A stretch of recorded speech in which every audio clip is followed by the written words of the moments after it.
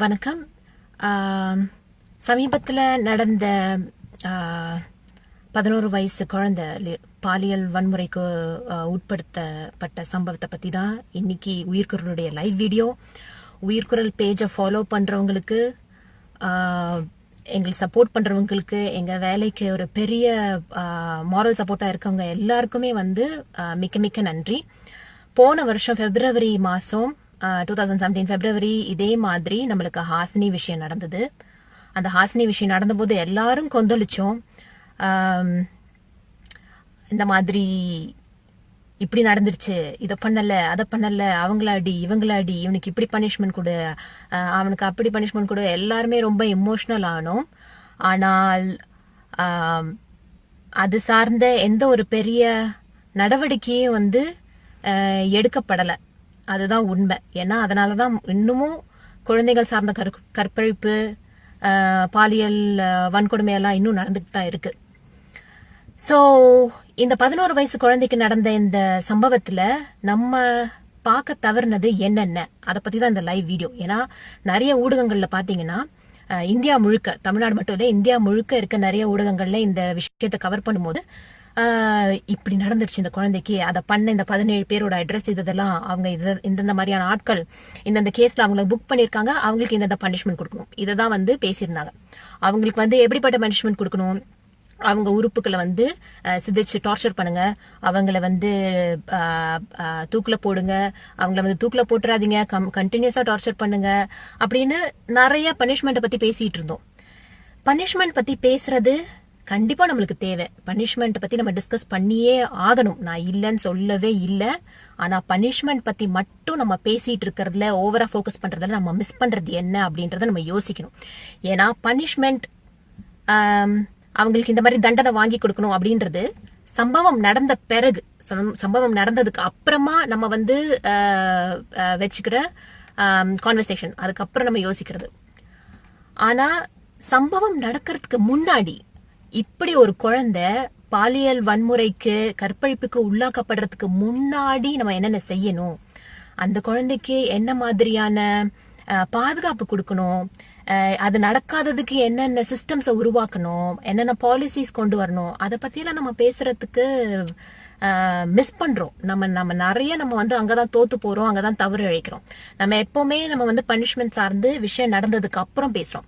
இப்ப இந்த விஷயம் நடந்ததுக்கு அப்புறம் இருக்கிறத வச்சுக்கணும். ஆனா நம்ம மனசுல வச்சுக்க வேண்டியது என்னன்னா, இதோட மோசமான பனிஷ்மெண்ட் எல்லாம் இருக்கு நிறைய நாடுகள்ல. அதாவது குழந்தையை கற்பழிக்கிறதுக்கோ, பெண்களை கற்பழிக்கிறதுக்கோ, பாலியல் வன்கொடுமை செய்யறவங்களுக்கோ இதோட மோசமான பனிஷ்மெண்ட்லாம் கொடுக்குற நாடுகள் இருக்கு. அதுக்கு அந்த நாடுகள்ல எல்லாம் அந்த சம்பவம் நடக்காம இருக்கா? கிடையாது, நடந்துட்டு தான் இருக்கு. அதெல்லாம் தடுக்க முடியல, எல்லா இடத்துலயும் இது நடந்துட்டு தான் இருக்கு. அதனால நம்ம என்ன பண்ணணும்னா, இது நடக்காம இருக்கிறதுக்கு என்னென்ன செய்யணும், கரெக்டா? ஏன்னா இப்ப இவங்களுக்கு பனிஷ்மெண்ட் கொடுக்கறதால அந்த குழந்தைக்கான பாதிப்பை நம்மளால ரிவர்ஸ் பண்ண முடியுமா? இந்த இந்த இந்த இந்த ட்ராமாட்டிக்கான சிச்சுவேஷன், இந்த மோசமான சம்பவம் நடந்ததை எரேஸ் பண்ண முடியுமா? நம்மளால நம்ம ஹீல் பண்ண முடியுமா? நம்மளுக்கு அந்த குழந்தைக்கு இதுக்கு முன்னாடி இருந்த ஹெல்த்தியான அந்த சூழலை உருவாக்க முடியுமா? மனசளவுலையும் உடம்பளவுலையும் ரொம்ப கஷ்டம். இப்போ அந்த குழந்தை எவ்வளோ பெரிய ஹீலிங் ப்ராசஸ் போகணும், எவ்வளோ சமாளிக்கணும், அந்த குடும்பம் எவ்வளோ சமாளிக்கணும், அதெல்லாம் ரொம்ப கொடுமையான விஷயம். அதெல்லாம் நம்ம திருப்பி நார்மலுக்கு கொண்டு வரது ரொம்ப கஷ்டம். அதனால நம்மளோட ஃபோக்கஸ் எதுல அதிகம் இருக்கணும்னா, பாதுகாப்பு, ப்ரொடெக்டிவ் சிஸ்டம்ஸ், இதை தடுக்கிறதுக்கான வழி, அந்த கிரைமை உடனே ஸ்டாப் பண்றதுக்கு, இதை பத்தி தான் மெயின் ஃபோக்கஸ் இருக்கணும். அதையெல்லாம் தாண்டி இந்த மிருகங்களை கட்டுப்படுத்துறதுக்காக பனிஷ்மெண்ட் அப்படின்றது ஒன்று தனியா இருக்கணும். ஸோ நம்ம இந்த விஷயங்களை பாக்குறதுல எவ்வளவு பெரிய தவறு இருக்கு அப்படின்றத சுட்டி காட்டுறதுக்காக தான் இந்த லைவ் வீடியோ பண்றதே.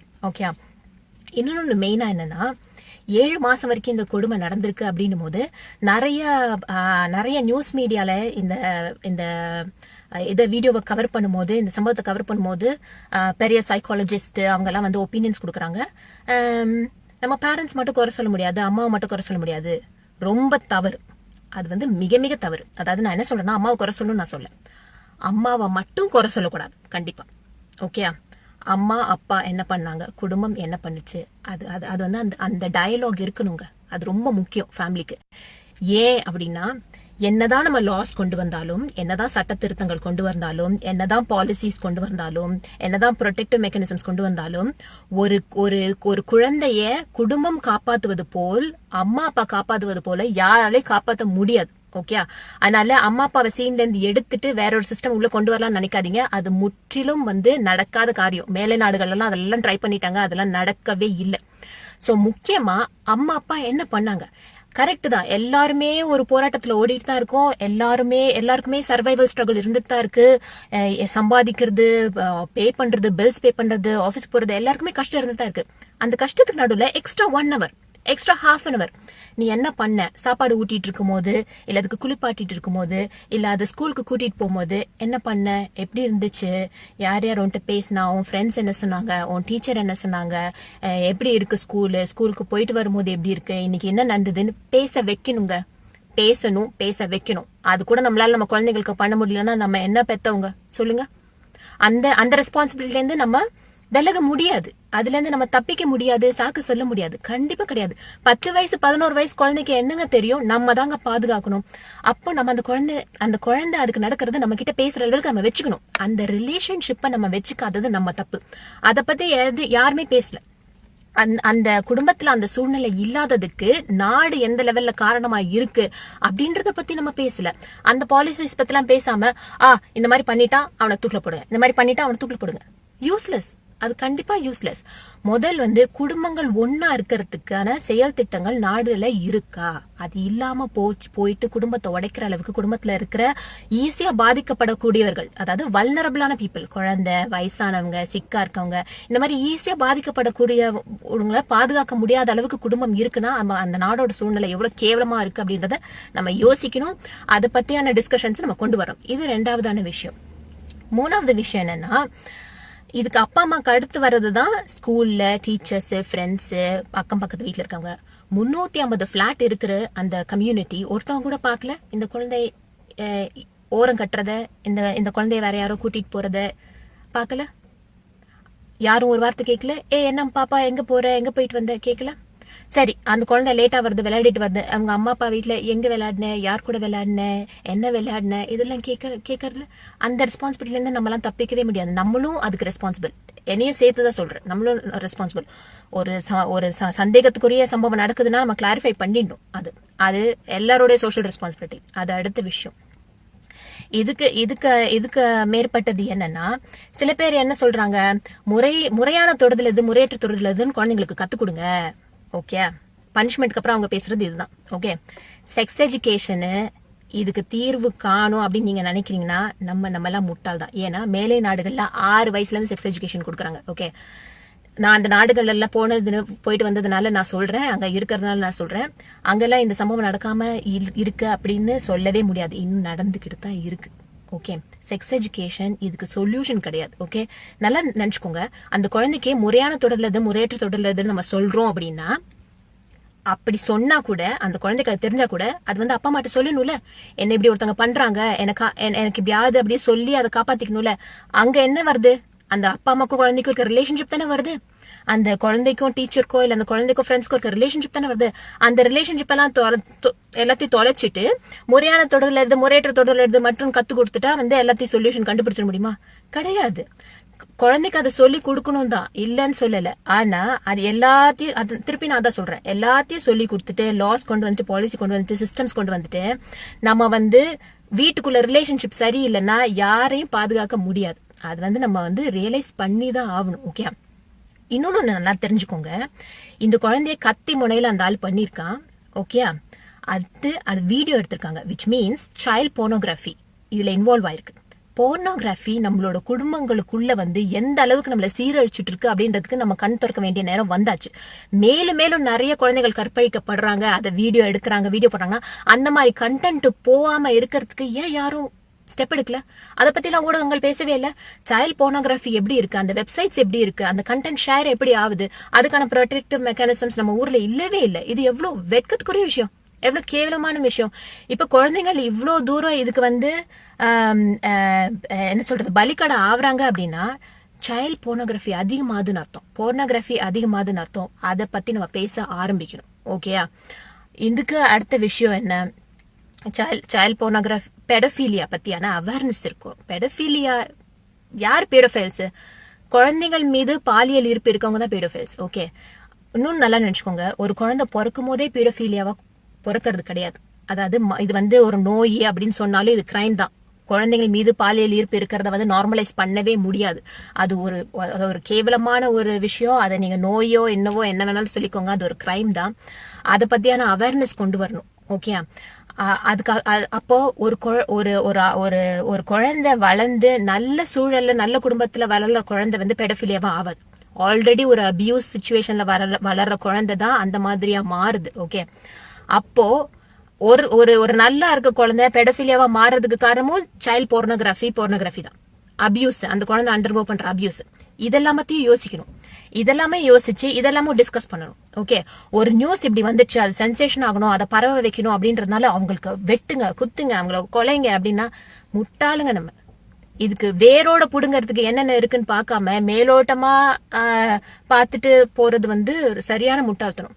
அப்போ பெடோஃபிலியா பத்தி டீச்சர்ஸ்க்கு, பேரண்ட்ஸ்க்கு எல்லாருக்கும் அவேர்னஸ் வேணும். கரெக்டா? அது சைல்ட் போர்னோகிராஃபி பத்தி அவேர்னஸ் வேணும். குழந்தைங்க கிட்ட பேசுறது, கரெக்டான பேரண்டிங் பத்தி அவேர்னஸ் வேணும். இன்னும் நல்லா வச்சுக்கோங்க, இப்ப நம்மளுக்கு இருக்கிற முக்கியமான பிரச்சனை என்ன தெரியுமா? Distracted parenting. அது டிஸ்ட்ராக்டட் பேரண்டிங்கிறதோ டிஸ்ட்ராக்டட் கேர் எல்லா இடத்துலயுமே இருக்கு. வெறும் பேரண்டிங்ல மட்டும் இல்ல, கணவன் மனைவிக்குள்ளேயோ இல்ல ஃப்ரெண்ட்ஸ்குள்ளேயோ இல்ல ஆஃபீஸ் ஒர்க் பிளேஸ்லயோ எல்லா இடத்துலயுமே இருக்கு. ஏன்னா நிறைய நம்ம செல்போன்லயே தான் பார்த்துட்டு போறவங்க பேசும்போதே கூட. நான் என்னையும் சேர்த்து தான் சொல்றேன், நான் ஈவன் என்னையும் நான் பழி சொல்லிக்கணும் தான். ஏன்னா ஒருத்தவங்க பேசும்போது அவங்க கிட்ட நம்மளோட கவனம் இருக்கணும். கவன சிதறல் இல்லாம குழந்தைங்க கிட்ட பேசணும். கவன சிதறல் இல்லாம அவங்கள கேர் பண்ணணும். கவன சிதறல் இல்லாம ஒருத்தங்களை பாத்துக்கணும். ஏன்னா டிஸ்ட்ராக்டட் பேரண்டிங்கிறது ஒரு ரொம்ப பெரிய இஷ்யூ இந்த காலத்துல. அது நம்ம சீரியஸா எடுத்துக்கிறது இல்ல. மேலே நாட்டுல எல்லாம் பூதாகரமா வர ஆரம்பிக்குது, பேச ஆரம்பிக்கிறாங்க. நம்ம நாட்டுல ஆல்ரெடி இருக்கு. இப்ப குழந்தைகள் இப்படி பலியாறதுக்கான இன்னொரு காரணம் டிஸ்ட்ராக்டட் பேரண்டிங் தான். ஏன்னா நம்ம பேசுறோமா இல்லையோன்னு அதுங்க பாக்குதுங்க குழந்தைங்க. நம்ம இவங்க கிட்ட பேசலாமா, இவங்கள ட்ரஸ்ட் பண்ணலாமா, இவங்க நம்மளை நம்பி நம்மள பாத்துப்பாங்களான்றத வச்சுதான் அந்த குழந்தைங்க நம்ம கிட்ட பேசுறது இருக்கு. நம்ம டிஸ்ட்ராக்டடா இருக்கோம், நம்மளுக்கு அந்த குழந்தைய தவிர வேற முக்கியமான காரியங்கள் நிறைய இருக்கு அப்படின்னும் போது அது சொல்லாது. இப்படிதான் அது தானுக்குள்ளேயே வச்சு புதைச்சு இறந்து போகும். அதனால டிஸ்ட்ராக்டட் பேரண்டிங்கிறது ஒரு பெரிய சோஷியல் ஈவல். அதை பத்தி பேச ஆரம்பிக்கணும். பேரண்ட்ஸ், கல்யாணம் ஆவறவங்க, குழந்தை பெற்றுக்கணும்னு இருக்கவங்க எல்லாரும் அதை பத்தி எல்லாம் பேசி ஆகணும். பேசி அதுல இருந்து அதை ரியலைஸ் பண்ணி அதை மாத்திக்கிறதுக்கு நம்ம ரெடி ஆகணும். அது அடுத்த விஷயம். இது எல்லாத்துக்கும் தாண்டி தான் ஆல்ரெடி எவ்வளவு மிருகங்கள் வெளியே சுத்திக்கிட்டு இருக்கு. இப்ப இந்த ஒரு குழந்தையோட கேஸ் நம்மளுக்கு தெரியுது, தெரியாத கேஸ் எவ்வளவோ இருக்கு.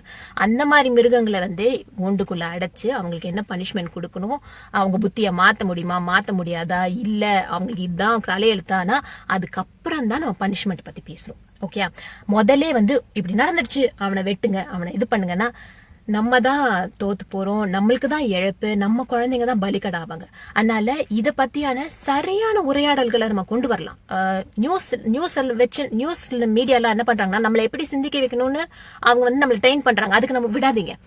அவங்க நம்மள முட்டாள்களை தான் ஆக்க பாக்குறாங்க. ஒரு விஷயத்த எப்படி பாக்கணும், அந்த புள்ளையோட அம்மாவா இருந்து பாருங்க, அப்பாவா இருந்து பாருங்க, இல்ல சாதாரண ஃப்ரெண்டா, பக்கத்து வீட்டு அக்காவா அப்படி இருந்து பாருங்க. அப்போ உங்களுக்கு அந்த விஷயங்களை நிறைய நல்லா பார்க்க தெரியும்.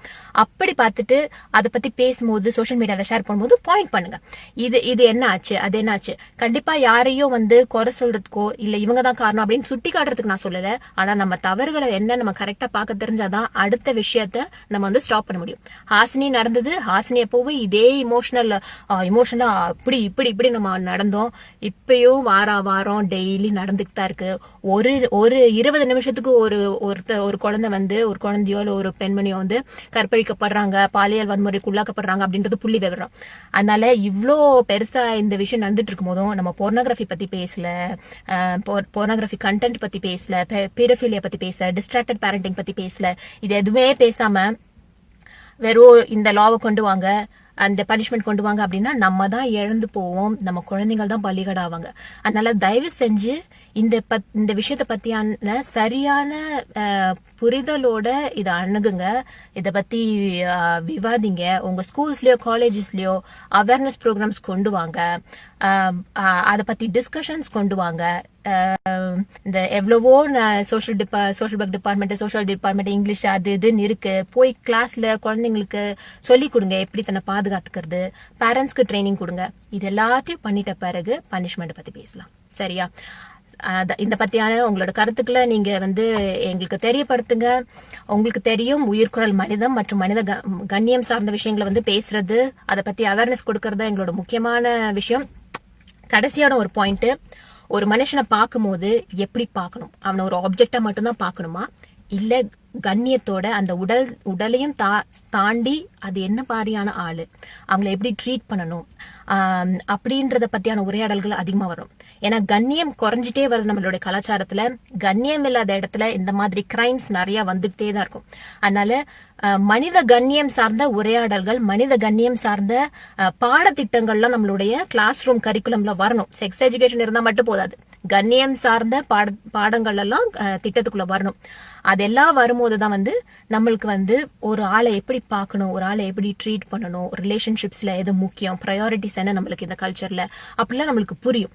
ஸோ இதை பத்தி தயவு செஞ்சு சிந்திங்க, உங்களுடைய கருத்துக்களை பகிர்ந்துக்கோங்க. இது கரெக்டா அப்படின்னு தோணுச்சுன்னா ஷேர் பண்ணுங்க மற்றவங்களுக்கு.